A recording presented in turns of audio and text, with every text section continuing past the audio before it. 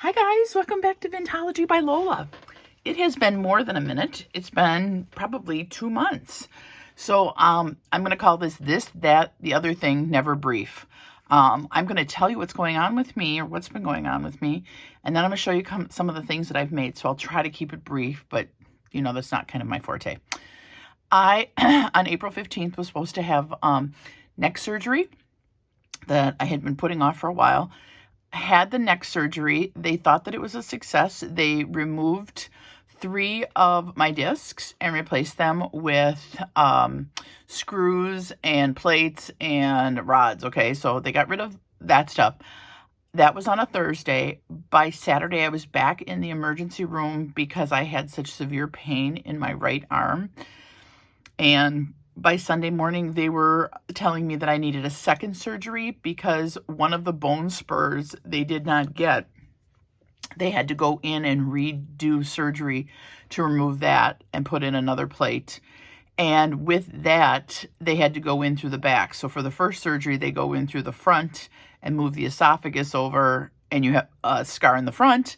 And for the second surgery, they had to go in through the back, which means that they have to cut the muscles, and it affects a lot more when they have to do that. So within 4 days, I had 2 surgeries.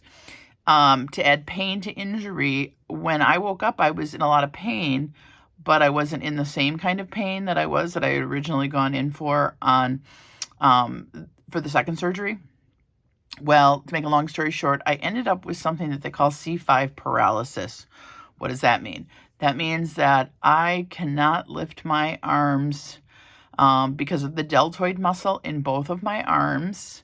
I can't raise it more than 2 inches. I've been doing PT, but they say that it's 6 months to a year to get it back.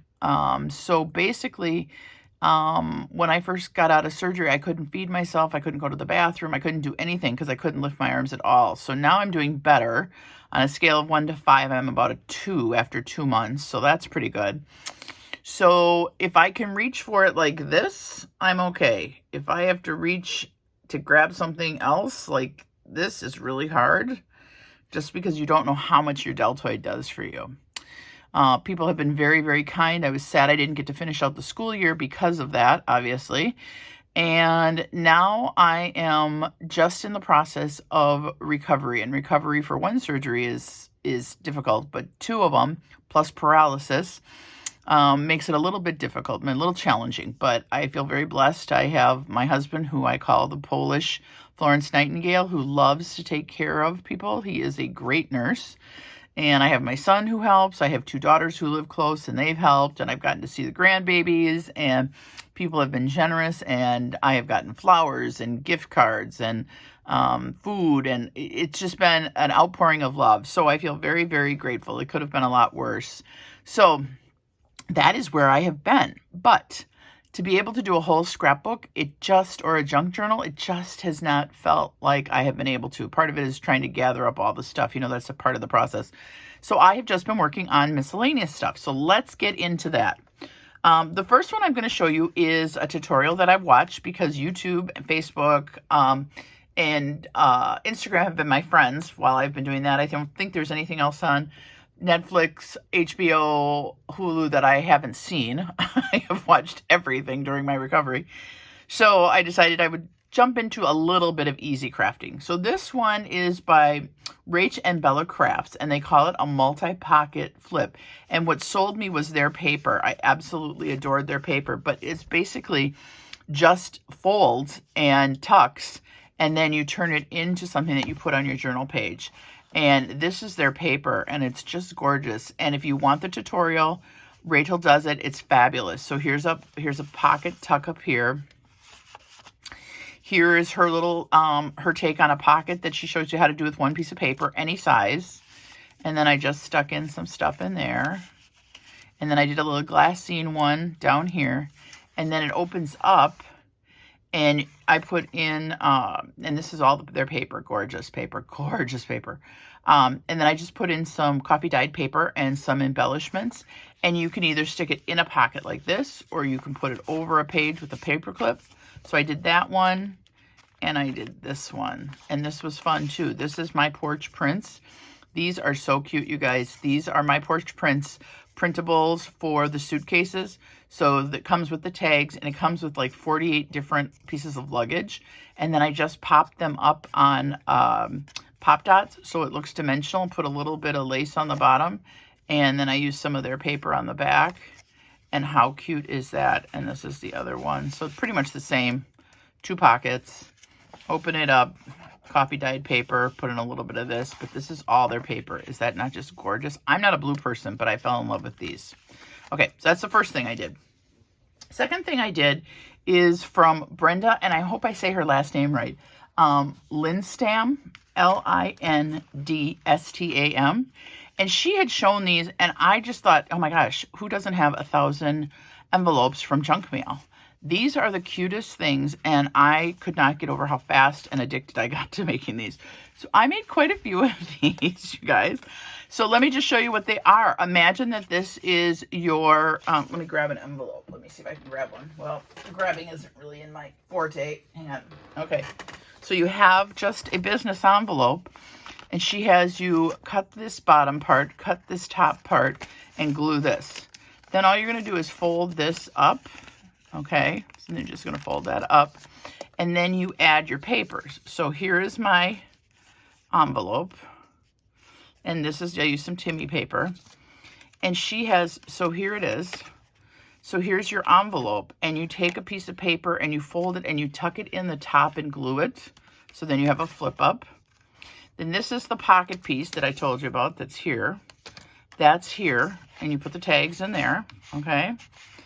And then she has you, when the piece down here is cut as well, you would take a piece and fold it over so that it goes, I did mine so it went all the way up the back, so it covers the back of the envelope. You don't have to. And so then you have that flip, the pocket that's glued down, and then the inside. And then she had you do the little, I don't even know what those are called, twist buttons, button tags, and do that. And they went so fast. So I did it with Tim's paper. I did it with a Prima paper. And I have them so they're just ready to go in any journal. The tags, I did everything. You can see, oops, I guess I forgot something. See, there you guys can see what I forgot. I forgot to put a piece on there. I better put a piece on there. Okay, so there's that. And I just thought these were a blast to make. Here's some out of old ink tray or papery from Prima, old stuff. What was really slick is I got to use, these are just dictionary pages and stuff, is I use the 6x6 paper. So if you have a bunch of 6x6 pads, you may have to do a little piecing on the back for this long piece. Like I did 2 pieces back here. But other than that, it worked out really slick. Here's another one. And then I did this one with Home by Cartabella. So this was like the only one that was really kind of contemporary. The rest of them were kind of vintagey since that's my gig. So if you're looking for that one, that's Brenda Lindstam, and I highly recommend it because her tutorial was really great and it was a lot of fun to make these. And what a great thing to just have sitting ready to go. And that's the one thing I have to say, you guys, is that I was not someone who had a lot of ephemera made. I'm someone who makes it as I make my journals, but with this surgery and rehabilitation, it has taught me that I have to just kind of play at this point. I can't really do huge specific projects. I am going to attempt this week to make my first journal that I haven't made anything in 2 months, so this will be kind of a big deal. Okay, if you follow me on Instagram or Facebook, you saw these, but I just wanted to show them to you in person. These are from Creative Cafe Girls, or Susie from Sophie's Notes. And she showed how to make these, and they were so cute. These are actually just made out of brown lunch bags. Folding it in half, doing some messy stitching, putting some embellishments on it, and then I just used some sari silk, put on a little charm, and it was just, I just love this idea, and I'm calling it a tag bag because they are perfect to send Happy Mail in to friends, and they're just kind of crunchy and fun, and if you like the sounds of that crunchy sound, and it just comes from the brown bag. And it was really great because a lot of this stuff was just stuff like ripped up pieces of paper, things that I wasn't sure what I was going to do with it, but I hung on to it. And I'm not a big hanger-on or saver when it comes to junk paper. Ask my friend Shirley. When I'm done with something, I pitch it. And if she wants it, she can have it. But I do not hold on to my scraps. I started a small scrap bin, which has helped me a little bit with this. But I am not someone who saves it. When I'm done, I move it on so I can buy more. Okay, so there's that one. Then I was watching Gail I never say her name right, you guys. Gail Agnostinelli. And she was showing stuff when she went on her retreat that she was going to work on, or things that she had made parts of and she was going to finish. Well, she had shown this really quick and said that she had spent half a day trying to figure this out. Well, I looked online and couldn't find anything for this. She had given someone's name. I couldn't find a video for it, nothing. So I dinked around and I made my own version of this because I absolutely fell in love with this. Okay, you guys. So again, another thing to use up your 6x6 paper pads, because that's all I used was 6x6 papers, and they measure 4.5. So you aren't even using you aren't using the full sheet. So this is one piece on the back. Okay. This is one piece. This and this is one piece. And you're actually cutting a square and then just cutting it down on a diagonal so that you end up with 2 diamonds. So then you put this side on. Then what I did was I didn't use the whole piece of the diamond. I only used part of it. And I used most of it, but I cut off the tip of the triangle right here, right? So it shows. So then I glue that on. So we've got the crisscross here, right? So you've got now one square and a crisscross. Then what I did was I took a coordinating piece and put in a little belly band, and I took some paper, some of my avocado dyed paper, and I put that in on a triangle, and I put this stuck in there so it fits perfect. Then I just love making these things. They're so easy. These tag ties. I don't know if that's what they're called. But anyway, so I made those out of flowers because I thought those were really cute. Then you can stick stuff in here, and I just did stuff from the paper, and I just did them all together and put those all in there and put a charm on them. And then you have the little writing thing. So now this too can go in a pocket, or you can actually just glue it down. So I made a bunch of different ones of those. And this was, again, just using up some of my favorite paper pads that I've been hoarding that I thought, oh, I've got to. I love this one. This one I just love. I don't have the paper anymore for this. I only had a couple 6x6s of these, but with the roses and everything, and then the written ephemera paper that I just love. Oh, just love this. So these were really, really fun. Now, if I get enough people who say, yeah, you know, this is really cool, can you do a tutorial? I will do a tutorial, and I'm just saying this was not my original idea, but I did come up with how to create this. So I saw it somewhere else, and then I just took it and figured out how to do it my way, if that makes sense. Okay, so there's that. Then I love Ruby and Pearl XO. She's totally my jam. She's my style. She's vintage. She just has some really, really great stuff. Well, I loved her latest idea, which was she was doing tags, and she was using her paper, which she's another one who's got beautiful, beautiful paper and some beautiful vintage women. So I did some of her tags. These are all her people and all her paper and everything. This too, love this one.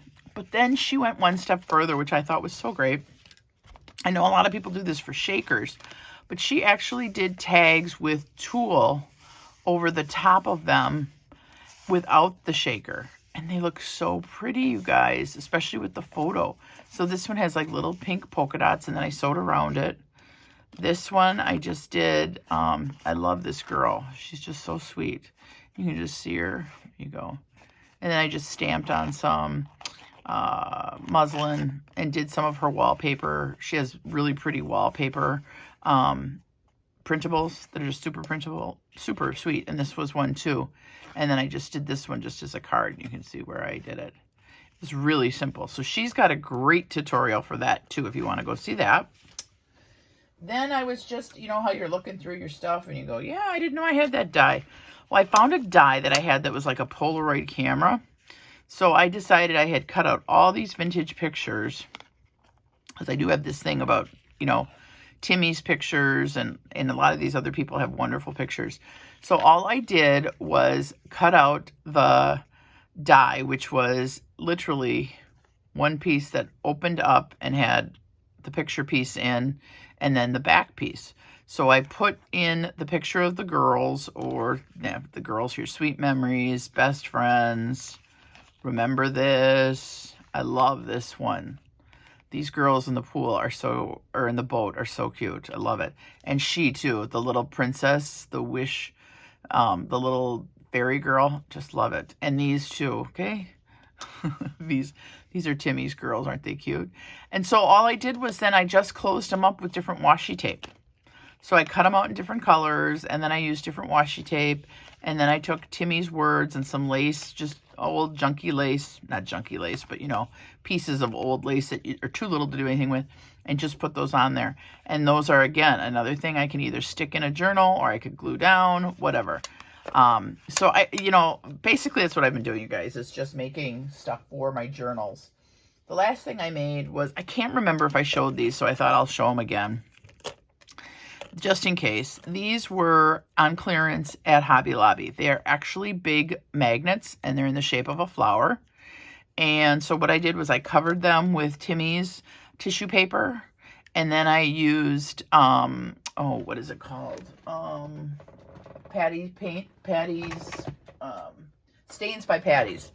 And I did that, and then I popped up on Pop Dots Timmy's People. So I have these two, and I have these two.